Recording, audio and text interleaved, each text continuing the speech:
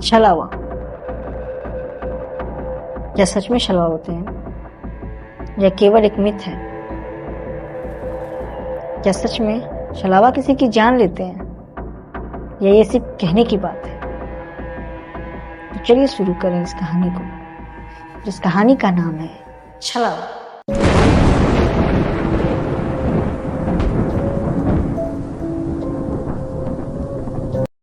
इस कहानी के किरदार हैं राकेश जी।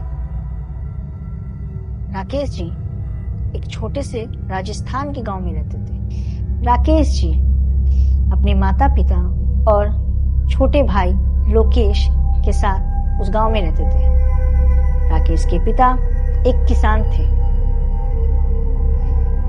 अक्सर राकेश और लोकेश अपने खेतों में अपने पिताजी का हाथ बटाने जाते थे। उसी खेत में एक कुआं था। उस कुएं के ठीक बगल में कुछ रेल की पटरियां थीं।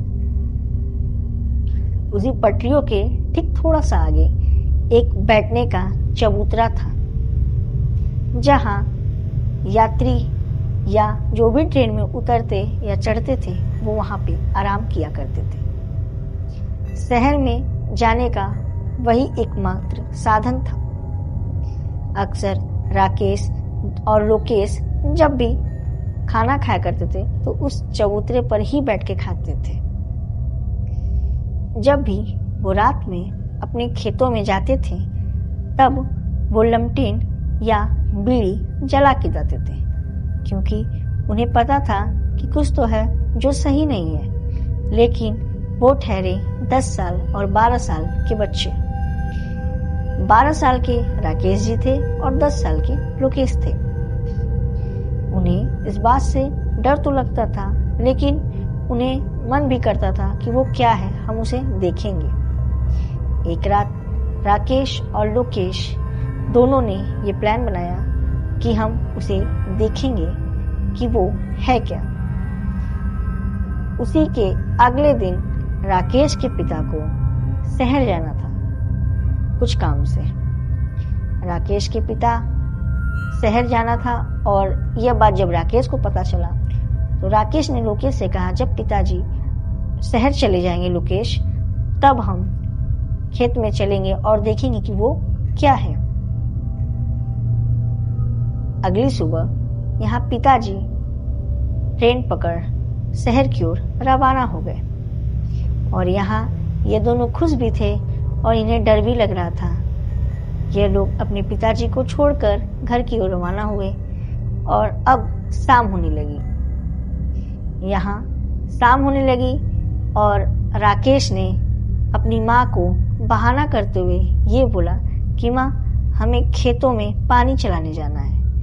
राकेश की माँ जानती थी कि राकेश के पिता सब काम कर चुके हैं पहले ही, तो उन्होंने राकेश को डांटते हुए बोला, नहीं, रात में कहीं नहीं जाना है और तुम्हारे पिता सारा काम कर चुके हैं, तो खाना खाओ और सो जाओ। यह बात सुनकर दोनों को बहुत बुरी लगी। उन दोनों ने लेकिन कुछ नहीं कहा। वह दोनों चुपचाप खाना खाके सोने चले गए। गांव में अक्सर लोग पहले ही खाना खा लेते हैं, करीबन 7 से या 8 बजे तक ही खा लेते हैं। गांव के लोग अक्सर खाट पे सोते हैं, तो ये दोनों एक साथ एक खाट पे सोते थे। रात के जब 10 बजे तब राकेश ने लोकेश को उठाया और कहा, चलो चलते हैं देखने। लोकेश भी धीरे से उठकर एक बीड़ी ली और निकल पड़े। लमटेन तो लेना नहीं पाते क्योंकि उनकी माँ भी थी, तो उन्होंने एक बीड़ी लिया और लेके निकल पड़े। अब यह लोग आधे रास्ते जब अपने खेत के पहुंचे तो लोकेश को डर लगने लगा। उसने कहा, डर लग रहा है भैया, चलो घर चले।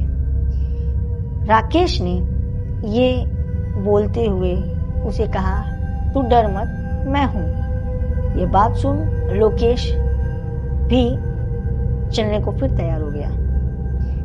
जब वो लोग अपने खेतों में पहुंचे तब उन्होंने ये देखा कि वहां खेतों में एकदम सन्नाटा है।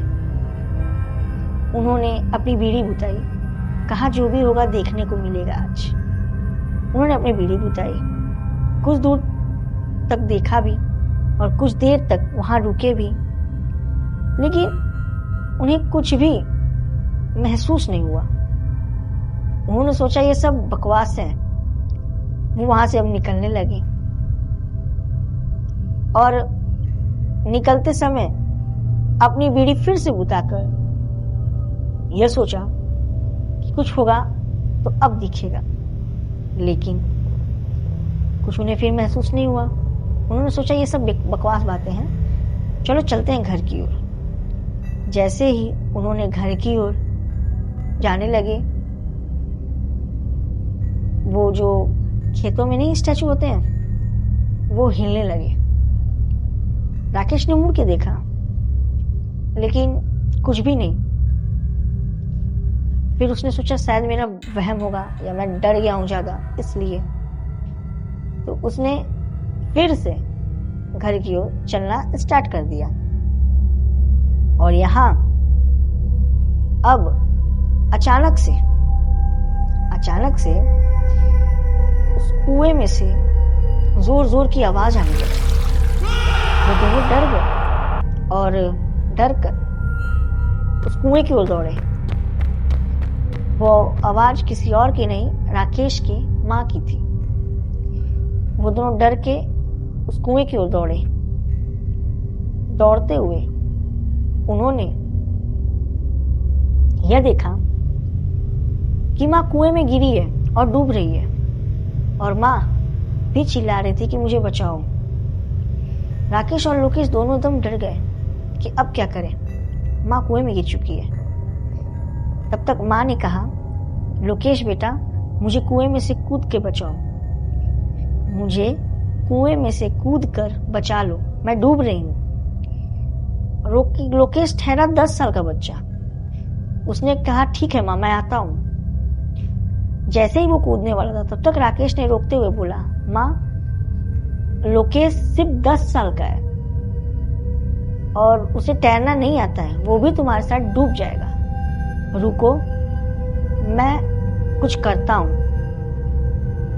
राकेश ने उस चबूतरे पर एक आदमी को बैठा हुआ देखा। वो दौड़ के गया उससे मदद मांगने के लिए। जैसे ही वो वहां पहुंचा, उसने उससे मदद मांगी। अब उस आदमी ने और राकेश ने जब कुएं की ओर देखा, तब देखा कि लोकेश भी उस कुएं में कूद गया है। यह देख राकेश बिल्कुल डर गया और सोचा अब क्या होगा। ये दौड़ा उस कुएं की ओर और वो आदमी भी दौड़ा। वो दोनों ने देखा कि लोकेश और राकेश की माँ डूब रही है। अब राकेश को उस आदमी ने कहा, जाओ मेरे बैग में एक रस्सी है, उसे लेके आओ। राकेश दौड़ा उसके बैग की ओर, उस बैग में से तुरंत रस्सी लाई और उस आदमी को थमा दिया। तभी यहाँ लोकेश ने ध्यान दिया कि कोई उसका पैर पकड़कर नीचे खींच रहा है, नीचे ढकेल रहा है। इसने जब गौर किया तो देखा कि उसकी माँ ही उसका पैर पकड़ नीचे डुबा रही है। यह देख लोकेश ने चिल्लाते हुए बोला, भैया बीड़ी जलाओ, भैया बीड़ी जलाओ। यह सुन राकेश ने उसे डांटते हुए बोला कि तुम पागल हो, माँ डूब रही है, तुम भी कूद के मेरी मुश्किल बढ़ा दिए हो और कह रहे हो बीड़ी जलाओ। तब लोकेश ने हड़बड़ाते हुए बोला, भैया माँ मुझे नीचे डुबा रही है। यह सुन राकेश को ख्याल आया कि माँ तो घर पर थी और जिस कुएं में माँ और मेरा भाई लोकेश डूब रहा है वो तो कुआं सूखा हुआ था। तो ये क्या है? अभी ये यहां सोच ही रहा है, तभी फिर लोकेश ने चिल्लाया, भैया बीड़ी जलाओ, भैया बीड़ी जलाओ। राकेश ने बीड़ी जलाने की कोशिश की, पर माचिस वहीं गिर गई थी जहां से वो दोनों दौड़कर आए थे कुएं की ओर।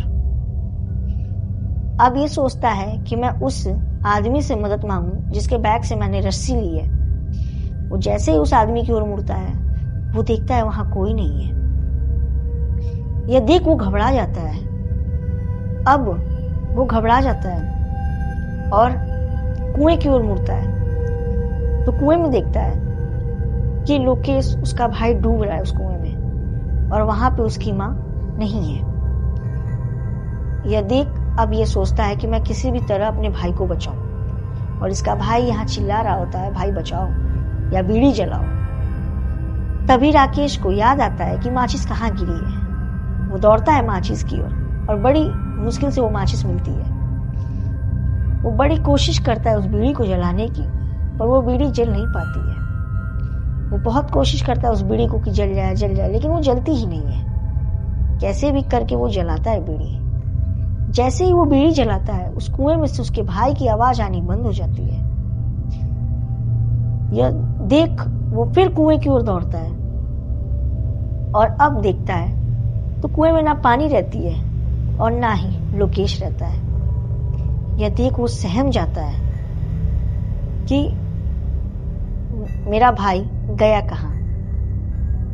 वो इधर उधर देखता है, पागलों की तरह उसे खोजता है, वो नहीं मिलता है।